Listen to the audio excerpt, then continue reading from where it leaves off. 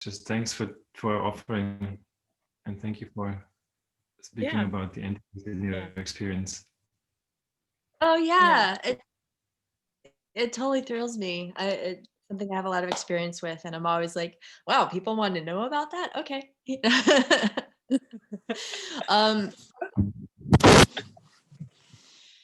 so I have a lot of information that I can give, but I also just want to kind of open it up as like a roundtable too. If people just want to hop in with whatever questions, or if they have very specific things. I thought I'd give a general overview of kind of like how I see it, like my views and also my experience. But at any point, if you're like, hey, like, what about this thing? Just like hop in. I don't have like a big lecture planned. I just have a few points, and then I thought we kind of open it up to what our experiences are, and help guide some of that. So a lot of my experience with entities came through my qigong training, when we were learning very specific like energy and how to identify what energy was. And so we learned how to identify energy on different levels. And so out of that experience, and also how to get rid of entities of various sorts. And out of that experience, I learned to distinguish between like entities of the lower level, which are mostly like the astral plane, mental plane. So more like the denser ones. And then I wouldn't even call them entities, but like the communications or the resonances we get from the higher planes, which is more from the Buddhic plane, which is like the masters and archetypes and things like that. And there's a very different vibration between the two. Can you speak of that just quickly? So the lower entity. Yeah. Yeah. Oh, is that? Yeah, I'm about to go into the details. Yeah. Yeah.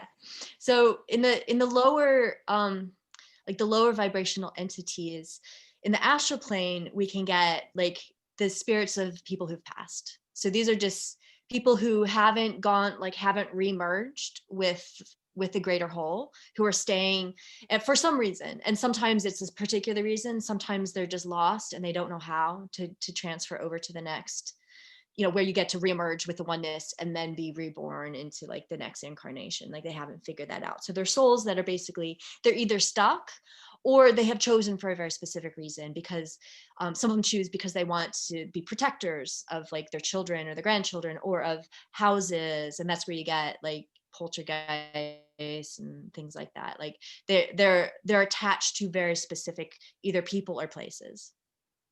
But also in this realm are entities like what we call like the lower demons. And these are the ones that I think really scare. They are they're thought forms, which means it's energy that has been I think I froze. Are you guys still getting me? Yeah. Yes. Okay, I froze first. So thought energy, like repeated energy that we create. Damn it. It's funny. I feel like thought forms don't want me to talk about them. I keep freezing every time I start saying it. Exactly. That's what I thought too. So we can create our own thought forms, which have less potency, but that's kind of where some diseases come from. It's like certain patterns of energy that we keep recreating almost out of a habit. And like cancer and there's certain diseases that come from this kind of thought form. We got it. There's certain diseases that come from this kind of thought You got form. it? Yeah, we heard you. Great. I keep freezing. I can't tell. Maybe if I turn my video up. Okay, cool. All right. And but then there can be collective thought forms. And this is what we would saw like demons, like the religious thought forms or, cultural thought forms that a lot of people have been feeding into, and they become their own energy. After a while, they become a life unto itself, an energetic life unto itself. But the thing you need to know about anything on this plane, there's some really cool things you can do, you know, talk to dead people, or this is where you can like read minds or get information. You can have some kind of entity look at something for you and bring back information, but it's not clean. It's basically these energies are they're just like people, you know, like they're full of their own baggage, and most of them are baggage. I mean, it's just like baggage that has become a life form in and of itself. And these are the ones that really like freak people out, because they can get inside our skins. They like get inside our heads. But they can't do any damage on this plane. There's no way they can they can sometimes move things, but it takes so much fucking energy for them to move things. And the most important thing to know is, if you're experiencing them on this level, is that there has to be an invitation. Like, if you are immune, if you can't, if your energy is really clean and clear, there's no way. Hi, Andres, welcome. There's no way that they can affect you. In fact, they will stop to exist. They will cease to be in your field if your field is strong and clear enough. And they can be really big distractions. Like a lot of people that I've dealt with, who deal with a lot of entities. Usually people, like when they start into really deep meditation, at some point will start to feel entities and get a little freaked out. That's totally normal, but it's something you work through. Like, as your energy gets stronger and you can hit the plane and get up into the next levels more easily, they cease to bother you. But the people who like repeatedly have problems with entities are usually once they have openings. Like there's ways that whatever these things are connecting with something in them, some need. It's like fulfilling some need. It's like a codependent relationship or something. But it's harder for them to figure out, because it's coming from the invisible realms, and that freaks people out. And they think that something coming from the invisible realms is more powerful, but it's actually way less powerful than they are. So it's, when I work with people around entities, I'm always finding, what is the invitation? Where have you invited this in? Because that's what you need to work through it. And a lot of times it's about like needing to be special, needing to have more attention. And I don't mean this in a derogatory way. It's very natural, but it's kind of like the child part of us, like seeking more attention, and it'll seek it from the play, whatever place it can get it from. And the difference, like if you're starting to get communications and you're like, I don't know where this is coming from. One, if you don't know, it's probably coming from the lower planes. But two, like the lower planes are going to feel cloudier, and they are fed by emotion. They are completely driven on emotional energy. Where if you go up into the higher planes, those are vibrational energies. They're clear and they're clean. They come with clarity and precision. And so it's really easy, once you get that distinction, to tell the difference. The ones on the lower planes can get very personal. They might whisper things in your ears, and personal information, and give you little tidbits that titillate you. It's kind of like they're flirting or something. Like there's almost this energy exchange. Like they're seeing where they can get in. Like the energy meets up. Like when you're like just meeting someone and you're trying to figure out how to connect with them, and you're like, oh, well, let's talk about baseball. No, let's talk about cars. No, let's talk about food. That's it. All right. So there's a little bit of that kind of energy going on with those entities as they figure out where they come in. And if they're ones that are like a bit malevolent, some of them are just people have passed, or some other energies that don't really, they're just there. But the ones that are a little more malevolent can really glom and they use you as energy source to make themselves bigger, because they need to be constantly fed in order to exist. They need, and food is emotional reaction, and the easiest emotional reaction is fear, or sex. like that's the other place I've seen this is like hypersexuality, like people's sex drives going into almost like demonic or like possessed sex drives, because those two energies are the easiest to create the highest charge. And so they're really easy to like ignite in people. And those are places that a lot of people have a lot of weakness in themselves. It can be also in grief, but those ones usually aren't malevolent. They're pretty benign. The ones who feed off grief are just, they're so grief stricken themselves. They just want someone to weep with. Where the other ones can have a little more energy. But the key is that they can't really do any harm. They can't, you know, it's like being at the bar and someone's really hitting on you. You can be like, okay, just fuck off, dude. Like, I'm not interested. It may take a while for you to really get it. Cause you know, there's that part where you're not empowered enough. You haven't realized that you are empowered enough to say no. It's such a weird way for it to come in, especially when you're first getting that kind of information.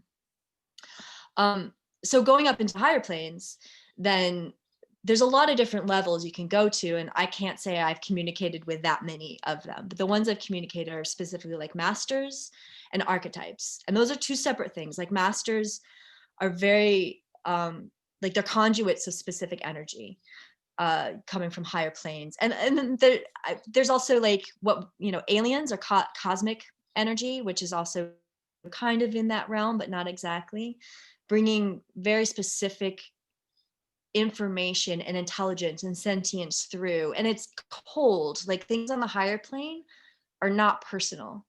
They're not driven by emotions. They're driven by vibration. And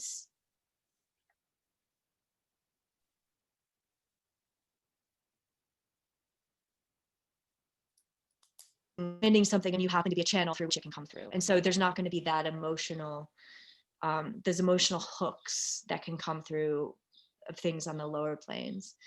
But then there's archetypes. And in my understanding, archetypes, it's like a position. So like Jesus would be an archetype, or Mary Magdalene, or Kuan Yin are specific archetypes of energy that can transmit a vibration. But over time, they're positions. So different, as different being incarnate up the energetic chain, they can be called in to take over a specific position, so that the archetypes, the living entity, the living vibration of the archetype shifts slightly over time. As so a soul and finally like cracks through the soul and they're getting into the more monadic realms, well, they can take over Jesus. You know, they can take over, I'm going to hold Jesus. You know, it'd be a super powerful role, but it's like, okay, it's like CEO of the company or something. We're going to let you be in this role as part of the incarnation process, as part of the initiatory process. And so there are shifts each time another thing like graduates out and another one graduates in. There'll be shifts in the energy that are usually more beneficial. It's like an evolution of that particular archetype and the energy coming through. But there'll be one core energy that has been over time, that they're like, okay, I'm learning how to hold this type of energy, and it's coming specifically through whatever's left of me, you know, whatever's left of this part of the monad that's coming through. So that like, yeah, so you can have relationships with different archetypes, and that's going to be the energy of the archetypes, is very specific vibrations of energy from that have been accumulated through different cultures and different generations. And so it's accumulation of what has been projected onto them, and also the intelligence that has come through that is like initiating through them. It's a culmination of those two energies. And then you know, yeah, go for it. Yeah, because there's the archetype itself, and then there is how like all the different channels, how they can break down and be shown, right? So there's whatever the king archetype, take that, there's many different incarnations of how that could have been expressed. Mm-hmm. And I guess how to best find that gateway from me to something more graspable of that archetype, to that pure source of that archetype. And as I'm saying, it was probably each of them can be the same gateway, just finding the one and discerning between which one is actually a gateway up and which one is one of these lower entities pretending to be something just to get me hooked or interested in spending time with them. I wonder if there's anything about that. Yeah, I would say that difference in the energetic, like the lower entities are always going to have, there's going to be some hook. There's going to be some way in which you're being flirted with, or like you're being seduced.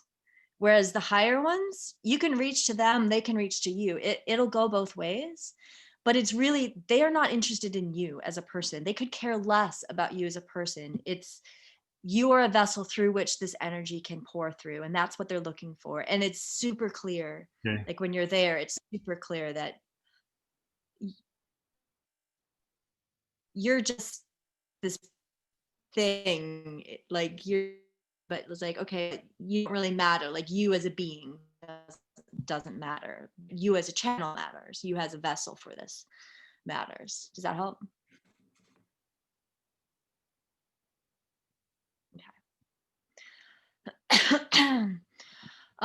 Yeah, I guess this is a good chance to open up to like questions about specific like experiences you're having or problems or things you want to work through. All what you shared is pretty much in the realm of my own experience. Like when I was a teenager, I almost lost this body to entities which lured me in, where I was not knowing what I was doing back then. And but they are not there. I mean, I don't think we know, as you said, lower entities usually come through a gate where our personality, our karma has a need, has an attraction, as is like invitation to, yeah, mostly all schizophrenic people fall for that they're not satisfied with their lives and themselves and want to feel more special. That's usually the channel where this enters, no? And when we connect to higher realms, which is a challenge in itself for our limited being, right? I think the flavor is immediately obvious. It's coming out of our stretch, our surrender, out of this what wants to come in us, but is still not our, you know, is it coming from the stretch or is it actually invitation from something that feels already old, which feels like the old flavor of what turned us on. So, but this is the theory which is clear to me, but I remember also my tantric guru said once that when there's more energy, entities can come online which are existing on higher planes, but still are not benevolent. And there are, like I also spoke once with John about this, that sometimes stuff could use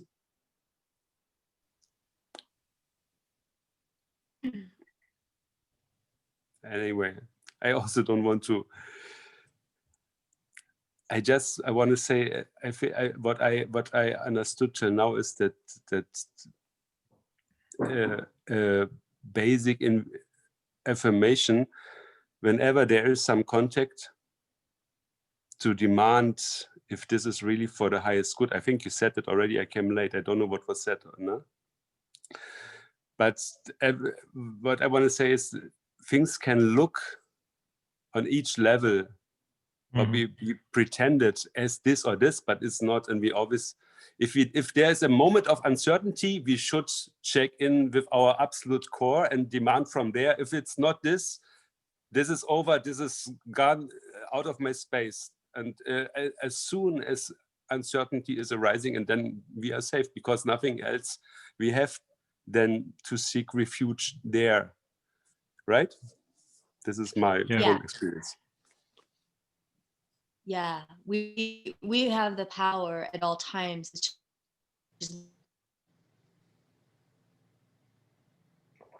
because plays.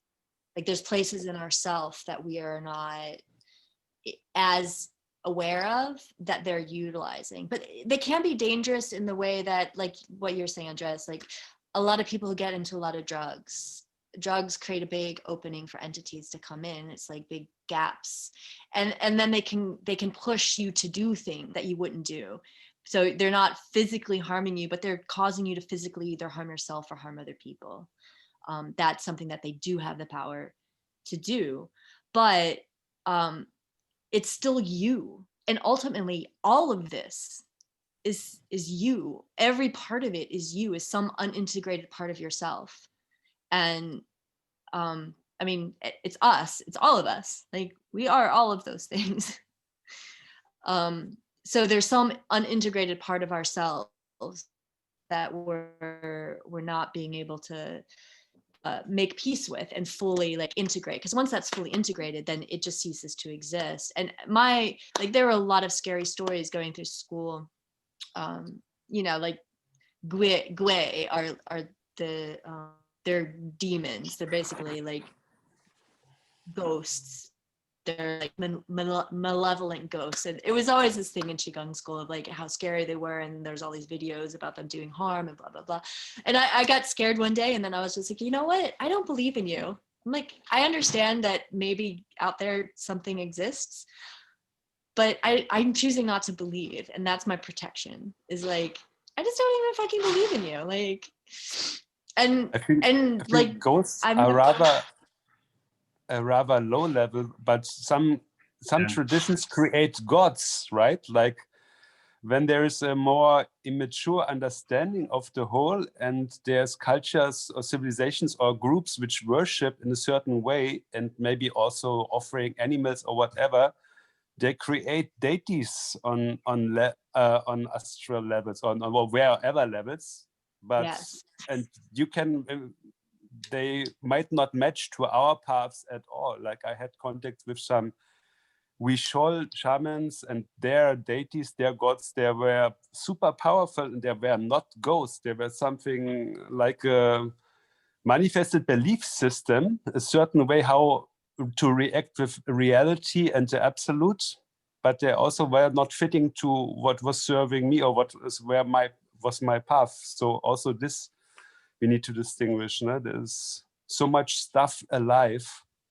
Yeah, they can be cultural, and that's where demons come from. Like I've had interactions with ones, like someone who came back possessed with a demon from that, hanging out in ashrams in India, and it wasn't terribly dangerous, but it was something I saw it, and I was like, oh, I've seen this guy in painting, you know, like I know what this guy looks like, and he doesn't belong in this country. Like go back to where you came from.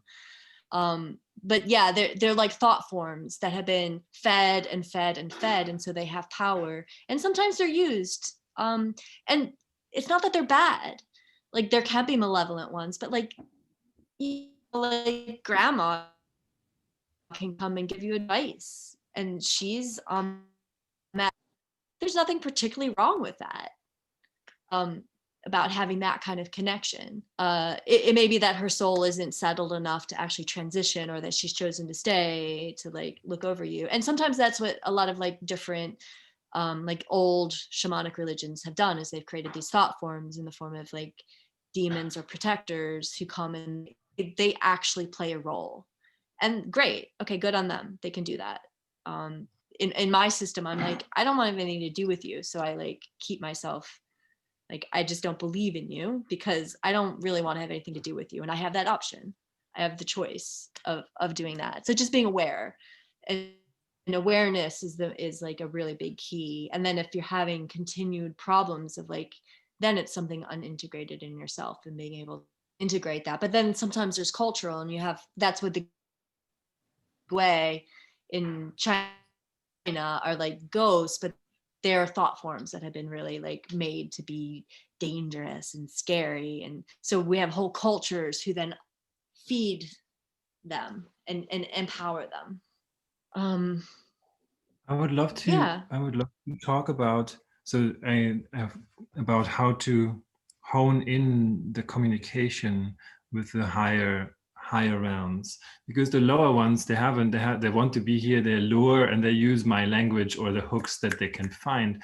But what I found when I was connecting with more subtle vibrational pieces, like German or English, doesn't really work. Images are flooding in, and for like this communication channel, sometimes it just doesn't make any sense. And I wonder if you had, other than kind of continuing the dialogue and like what is actually the language that we're having, what's happening, what are the other things that you have found that worked to have this dialogue and to have a shared understanding of what's actually happening between them and us?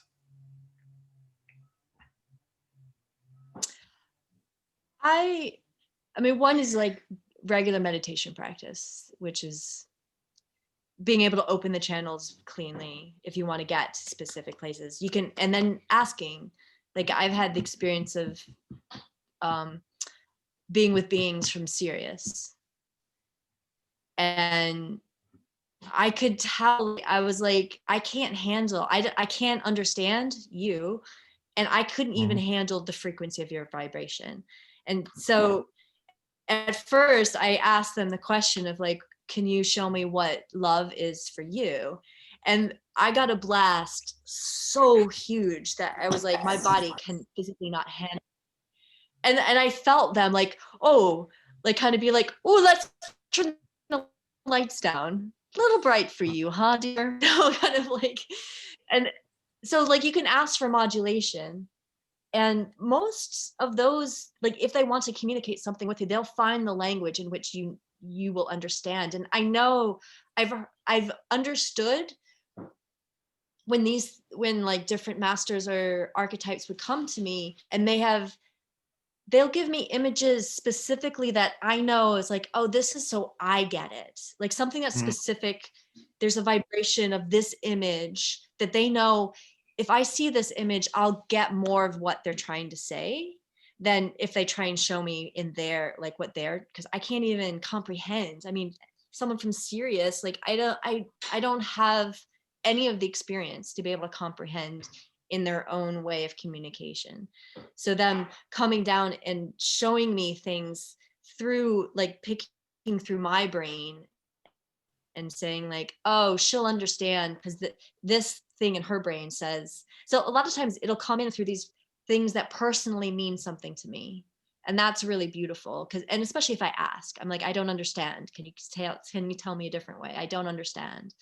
And usually if they want the information to come through, they'll switch channels at that point. But I notice that sometimes there's things that are coming through very specifically, and I get, oh, you're showing me that because that's how I'll get it. But I understand that's not the way you experience it. Like this is you translating for me. So thank you.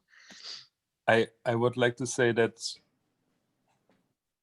it feels safe and beneficial to me if I go through a channel where I know that my future accomplished self, where I know myself as part of this bigger being, is connected to things. When I'm moving up through this channel, that's safe. That's me already. That's it. That's the oneness which reveals itself through this channel. But if I'm just curious to get any input of any higher being and just opening myself to have a chat, not through this, then could be anything. So I think that's important to make sure this is just this. It's in a way yourself and your future connections. Or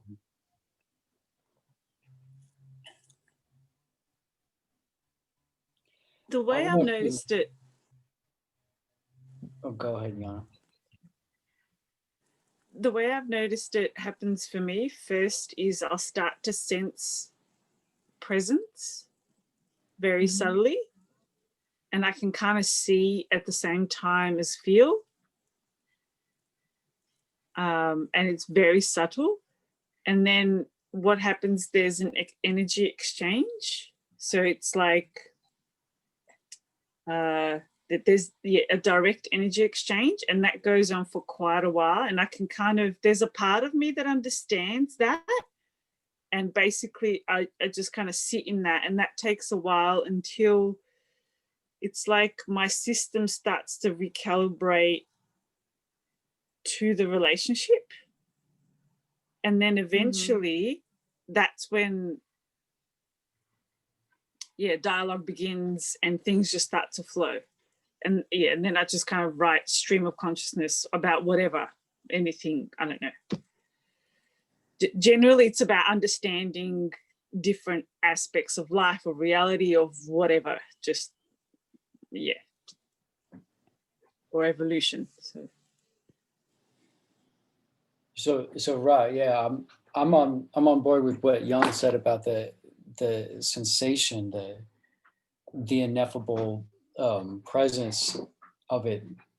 That's a key part for me. But I really want to loop back to Philip's point about the imagery and this translation process between imagery and language. I mean, I've been meditating on this a lot myself, because this is how almost all of my transmissions are received. They're in this complex imagery that is difficult to put into words. But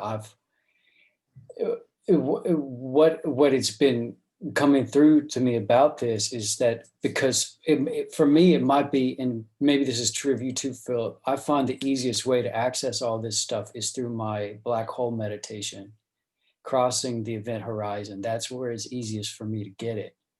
And so what the message I got about this was that on the inside of that black hole event horizon, time works so differently that it would be impossible to give a transmission across that into language, because phonetic language requires forward moving linear time in order to exist. But imagery, or more precisely, the shadows of the imagery, can project across the event horizon. And that is why I'm receiving them as images. It's because of the channel that I'm using to pick up on it. So I'm just curious whether that resonates. I think the black hole meditation definitely resonates, but for me it's much more like a clearing. Like once I'm there and I slowly come back, shed it, like there's not much grime left. And then on this way back, the channel gets just much clearer, established, much easier. And then images can be one thing, but then also words sometimes come. It really depends on that. Yeah, that's it for me. Yeah, I think I can speak a little to that too. I mean, I've gotten a lot of different kinds, but especially in the transmissions I'm getting now, like the ones specifically related to the Mercury transmissions, it's, for me, I'm getting a lot of like gnosis, where I have lightning strikes of knowing, like something is being transmitted to me, and then I can just sit for hours sometimes afterwards, just going through, like, the words are mine, but it's describing what I know that I didn't know before this thing happened. But it's like, they're not giving me words, it's giving me a knowing of something. And then I sit there and I spend the rest of the time then just like deciphering in my language what that means. I want to add to that also, Lisa, because that's definitely true. And what I find is we meditate every morning, 7:30, and then throughout the day, like some pieces drop in after I interact with somebody else in the field, or something is happening, like this constant, like it's there, like boom, like vibrating throughout the day, and then it sometimes reveals. Sometimes you're saying, Lisa, is really good also to tune myself during the day to come back to this anchor point of the meditation.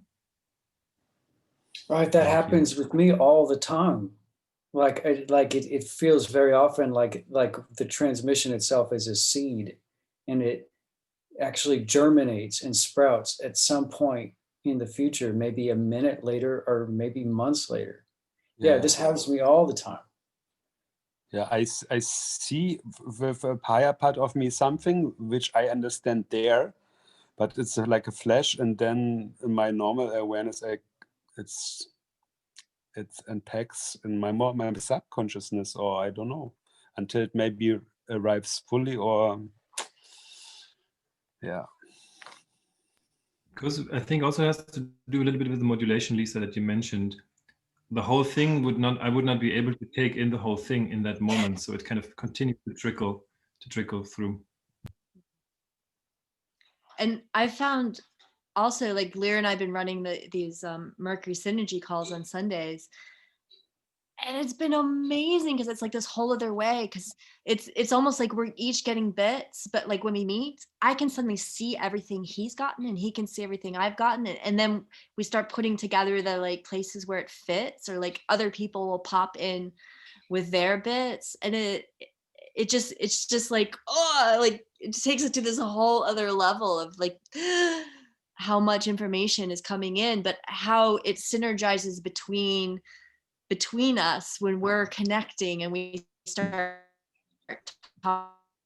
This time Lear and I had a call, and I'm in this experience of like, this thing like I felt with the atoms and and this was going on, and then he was like, oh, did it look like this? And he holds up this diagram of exactly what I had experienced, like written in very like, like this beautiful thing. And I was like, fuck, like, yeah, that's exactly it. It was crazy.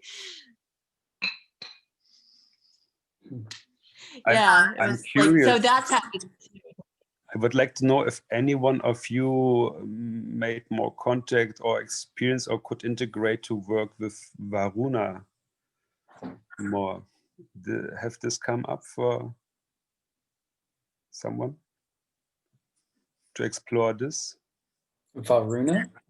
Varuna, that's Devic entity which Bruce introduced us to weave together through the waters of cosmic love, the kingdoms, and yeah. There was.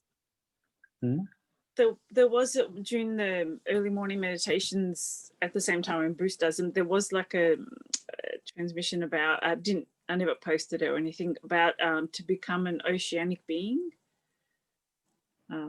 But yeah, it was written more again in words and language that's relevant to me and how I see things and stuff. And I mean, I'm sure it would, but yeah, I just didn't feel right to share it. So that's super crucial, like for me to practice to become an oceanic being and to flow like that, which is my point of tension and struggle. I hope you will share about that, because it sounds awesome. I love to hear it. It reminds me of Samotraki and the magic there, and about love and life. Wow, I want to hear more. Well, to me, it sounds like it might actually be very closely related to the Atlantis transmissions that I've been getting. So I definitely want to research more about this Varuna to find out. I was knowing that Deva since from a tantric tradition since 15 years, but yeah, it's differently understood there, or it's also the Lord of the Water, of all waters, but it's also ruling a certain area in the universe, a certain direction. It's the Lord of the West in general, no? And but yeah, it's interesting that it comes up through Bruce. I think what I struggle a lot with all this sort of stuff is like when I start to connect with all these beings and stuff like that, like it's okay for me personally or whatever, but then it's never just singular. It always wants to flow out and become a part of the world and be shared and whatever it does, right? So this is where my point of tension is. Do you understand what I mean? Because they're quite powerful to flow through. And I've just, like, a lot of the times shut it off, which sounds really horrible, but I'm not ready to kind of move into the world as that instrument, and I don't know how to be, and I'm in that point of tension of, okay, so how do I do this to be this, which obviously it needs to happen because it's always at my door, And how do I go out there and do this? I find a massive collision there,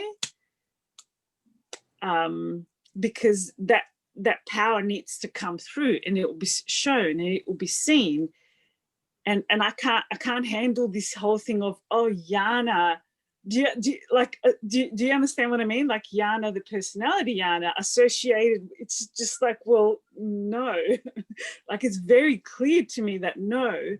But how do I go out there and transmit all of this stuff and do all of that and do whatever it needs to freaking do? And I can't escape hitting that of, oh, Yana. Yeah.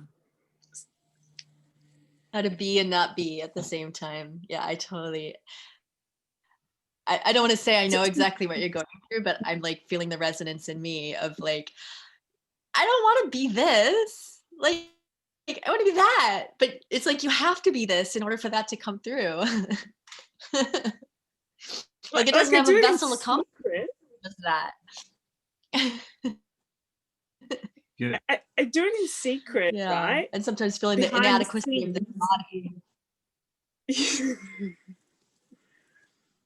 I think there's two things coming up for me when I hear you just talking now. And one is that I think, Lisa, you mentioned in the call earlier that the personal heart is kind of the gateway for the other hearts to flow through. And I think here also the personality or our body minds being the final gateway. Like it's a starting point, but it's also the gateway at the end to let this flow through to that for me. And then the other part is also like this expression for Philip in this case, how to express whatever is coming through in a way that actually serves. And people are like, what's the context? Well, how does it express in synergy with what's around me? I mean, in this conversation with the five of us, I can open much more to the craziness of all of this compared to a random person somewhere, like really tuned. I find myself just tuning in, like again, modulating down or up. Yeah. Like what is coming through and sharing but it it doesn't or matter, whatever you want to call it. That's how I see that. But the energy still comes through. You could be speaking any words, the energy will still come through and transmit to them. Or, I mean, Philip, I mean, I know you well enough to know you can say no words at all, and most people will still get it. I could try, yeah, but yes, you're right. And I guess that's how I look at it. The body mind unit, as I like to call it, is it's another filtering layer or another piece of the funnel kind of expressing through. And I don't know if that helps you, Jana, how you feel, but that just came up for me when I heard you talk. I've been experiencing lately that like finding this newfound trust of the sentience of what's coming through. And if I can like just melt into the sentience and the trust of that sentience as it expresses through me, like this body, this personality, that it seems to express in ways that are much better than I could formulate, and that it also transmits in a way that other people can receive it, rather than me trying to figure out how to make it so they can receive it, or to cut it off so they don't have to receive it. If I'm just like, oh, like I trust that whatever's coming through is coming through in the way it needs to, and then just let, trying to step as much out of the way as I can. Yeah, I'm having this experience of what I was saying in the last thing of like love at the speed of dark, is that what comes through me, it like folds into other people as much as they can handle the dark. But what I've noticed is it comes back at me in as much as I can handle the dark, which is usually way more than whoever, like, the average bloke I'm talking to. And it's been insane because it's like I'm there kind of in service because I'm here like, okay, I'm just letting the dark come through me, but it folds back on me in these ways that like, whoa, like so many insights and like things being brought forward that I'm like, oh, it doesn't even matter that this is a person who has the capacity to hold the dark. It's like the dark has intelligence and it's going to meet us where we're willing to meet it. And so it meets them in the place. Place I'm willing to meet it. I'm like, we're having similar parallel experiences, but at different levels, you know? And I guess you, Jana, are super impatient in general, is it? Like, is it difficult to be patient with that? How our earthly being and our personality can integrate and hold that? Because what we feel on the other side is exciting and wow, but it's difficult. I mean, also, yeah, to accept. For me, it's difficult to accept that I need to also trust that my down-to-earth human parts need to be taken along, that everything stays functional and healthy. And to trust that nothing will be lost if I'm not rushing. I'm going to sign off. I really appreciate this really educational talk. It's getting to be bedtime in California. So I love all y'all and I'm so glad to spend my time. It's good to see you. Let's talk soon. I want to catch up with you. We already are in the future. Ciao. Bye. Bye.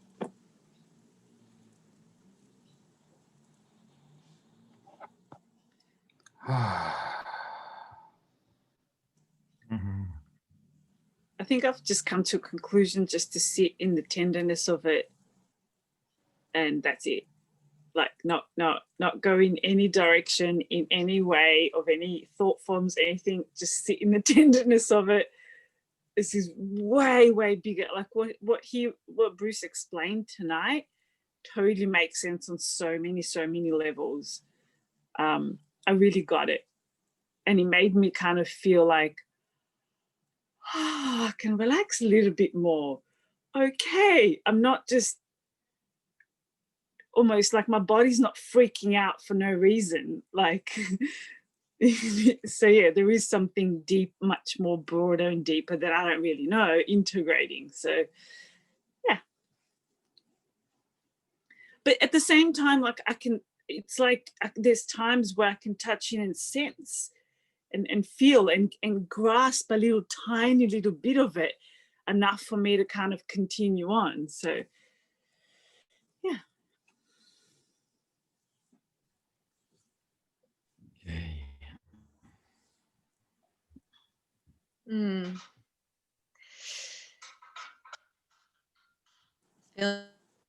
Feeling like maybe close things up. It's like a good wrap up there. But if anyone just has a question, or if there's something you think I could help with, if I have the capacity, I'm super open. I love this topic. I'm always super excited if someone else wants to talk about this shit, because I'm like, really? That's just my weird kink. Just around the communications for me, like I can sense whether it's a benevolent being that's or an energy, but at a time where I was a lot deeper, I remember I used to draw a lot, and that was my way of coming into communications. And then the drawings would become things that I could read off. And then some of them would be weird and obscure. And then I started to realize, damn, this is becoming like a language. It's a communication thing with me from something that is not easy to. And I remember then I used to struggle to kind of understand, because it just was very multi-layered. It was like a zip file with multi-layer levels. And it has like a kaleidoscopic way of looking at it to understand one little thing. So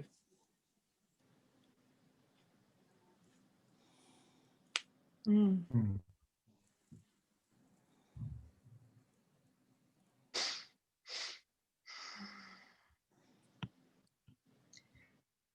Yeah, I think there's a lot of ways that we can be communicated to and through.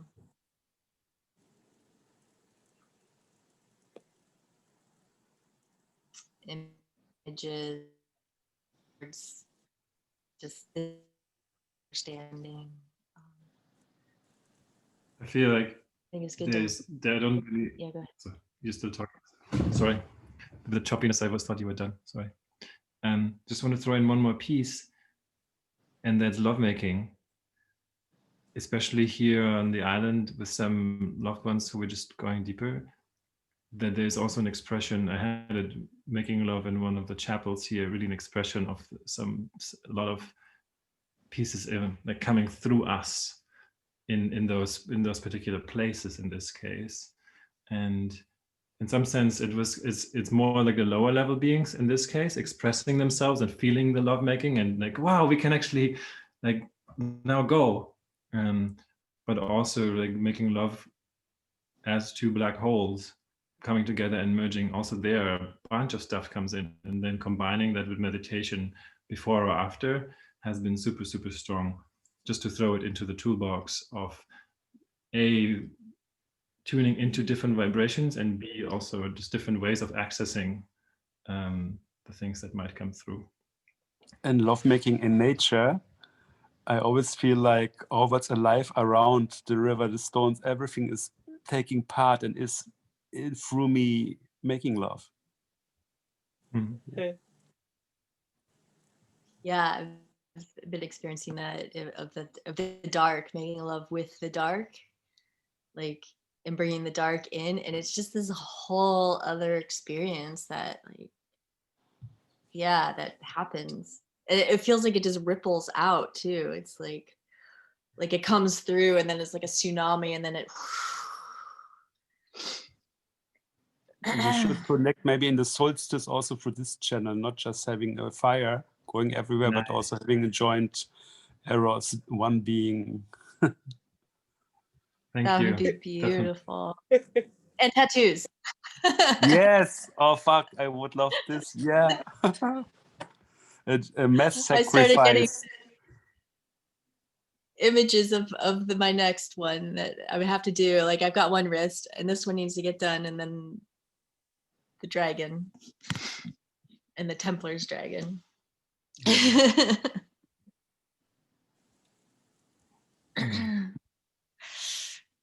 But sweet to see you. I feel I'm complete. Same here. me too. Yeah, me too. Thank you Yeah, for thank the call. you. Enjoy your nights and days. See you soon. Yeah.